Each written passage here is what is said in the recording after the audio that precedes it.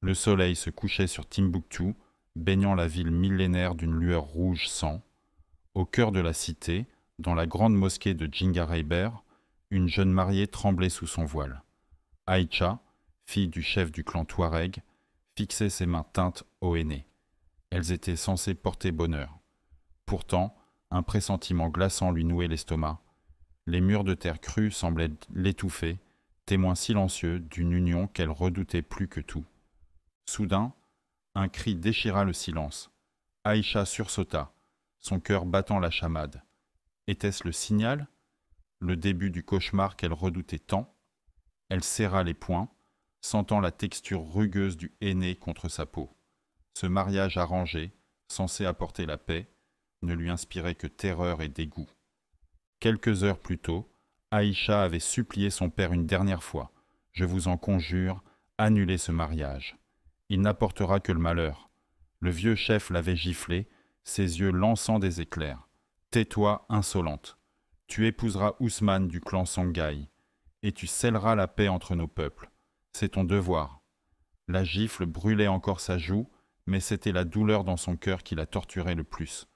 Ce qu'Aïcha ne pouvait révéler, c'est qu'elle aimait en secret Ibrahim, le frère cadet d'Ousmane. Un amour interdit qui, s'il était découvert, déclencherait une guerre sans merci. Chaque fois qu'elle pensait à Ibrahim, son cœur s'emballait. Ses yeux doux, son sourire chaleureux, la façon dont il la regardait comme si elle était la seule femme au monde, comment pouvait-elle renoncer à cet amour pour épouser un homme qu'elle connaissait à peine? La cérémonie commença. Aïcha, le cœur lourd, s'avança vers l'autel. Chaque pas était une torture, chaque seconde une éternité.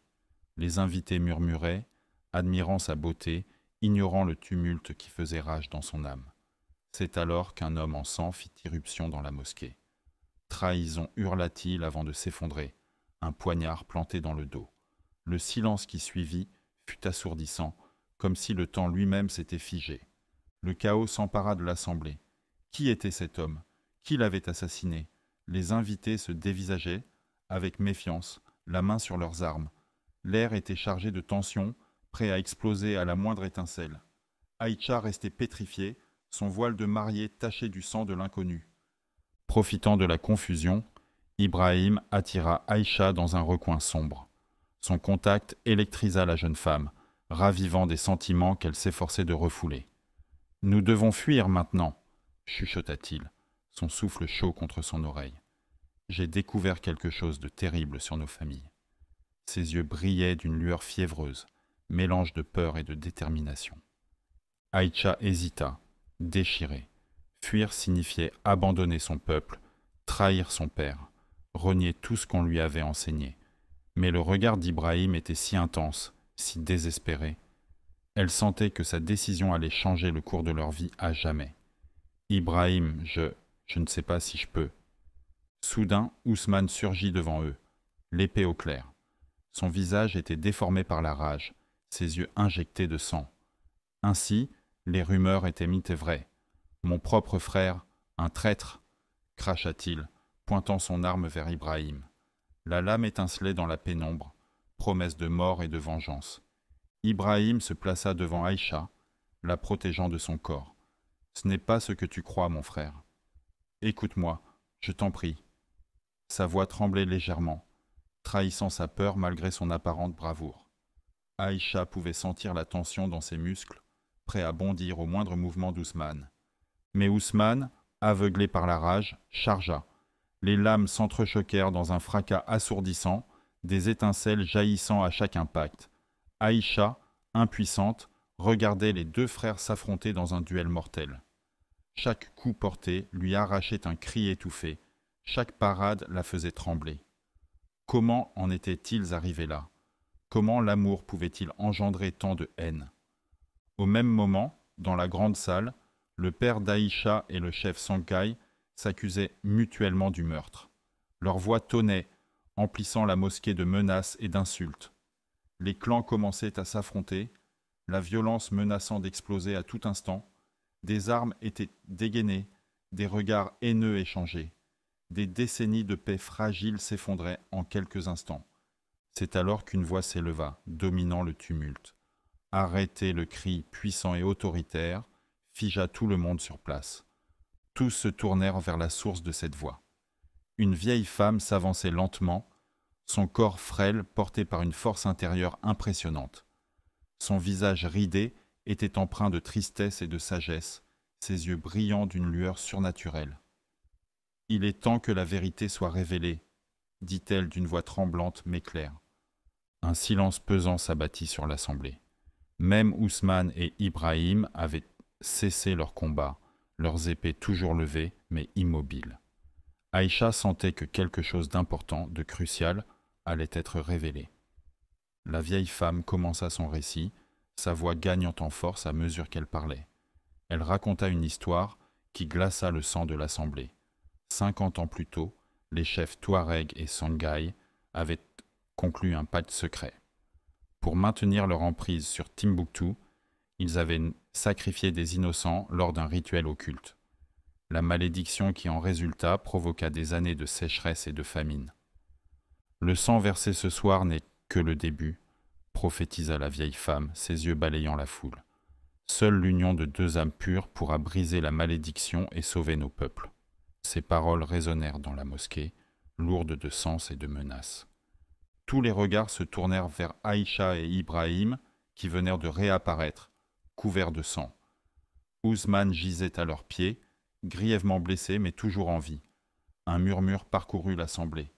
Étaient-ce eux, les deux âmes pures, ou leur amour était-il la source de tous ces malheurs? Le père d'Aïcha, fou de rage, dégaina son sabre. Ses yeux injectés de sang fixaient sa fille avec un mélange de haine et de déception. « Ma propre fille, une traîtresse, je vais laver cet affront dans le sang » rugit-il, s'avançant vers le couple. Mais Ibrahim s'interposa, son corps formant un bouclier devant Aïcha. « Si vous voulez la tuer, il faudra me tuer d'abord, » déclara-t-il, la voix tremblante mais déterminée. Aïcha sentit son cœur se gonfler d'amour et de fierté, malgré la terreur qui l'envahissait. Aïcha, déchirée entre son amour et son devoir, entre sa loyauté envers sa famille et ses sentiments pour Ibrahim, prit alors une décision qui allait changer le destin de Timbuktu à jamais. Elle fit un pas en avant, s'exposant au regard de tous. « Assez !» cria-t-elle, sa voix portant jusqu'aux confins de la mosquée. Tous se turent, stupéfaits par l'autorité dans sa voix.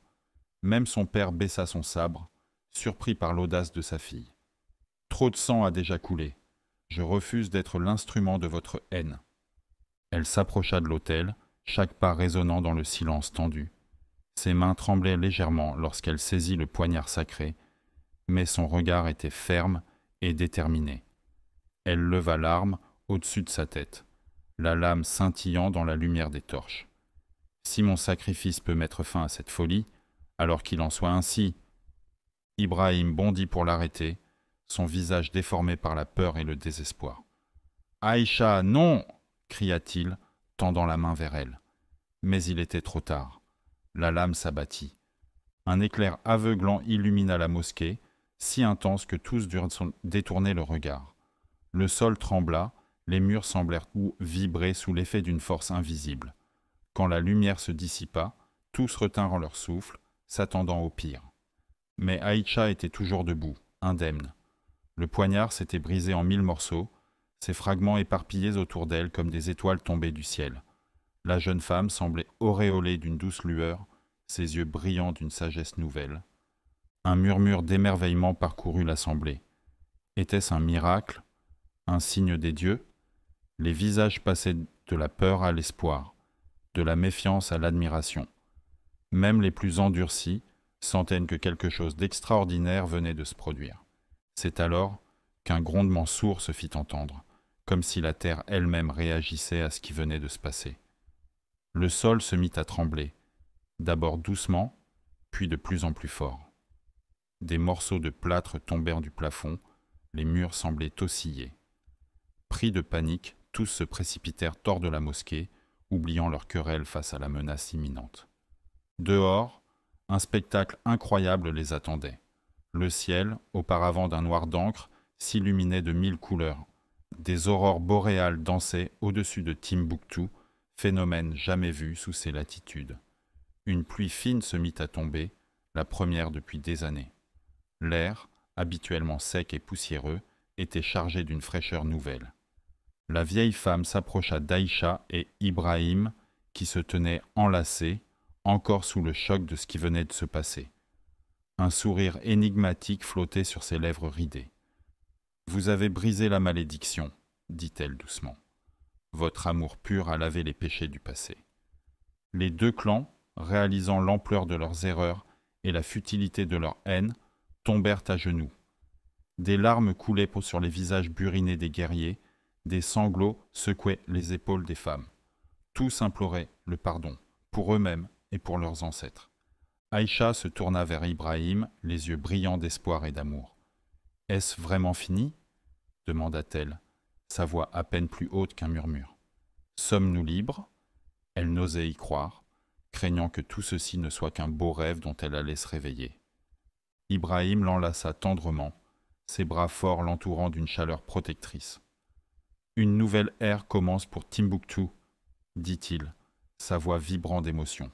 « Ensemble, nous reconstruirons sur des fondations d'amour et de paix. » Il déposa un baiser sur son front, scellant leur promesse d'un avenir meilleur. Mais alors qu'ils échangeaient un baiser passionné, scellant leur union et la réconciliation de leur peuple, un détail troublant attira l'attention d'Aïcha. Quelque chose brillait sur le sol, à quelques pas d'eux. Elle s'écarta doucement d'Ibrahim et s'approcha. Son cœur manqua un battement quand elle reconnut l'objet. C'était un fragment du poignard brisé. Mais ce n'était pas sa présence qui la troublait le plus. Non, c'était ce qui était gravé sur la lame. En lettres minuscules, presque invisibles à l'œil nu, un message qui fit frissonner la jeune femme. Ce n'est que le début.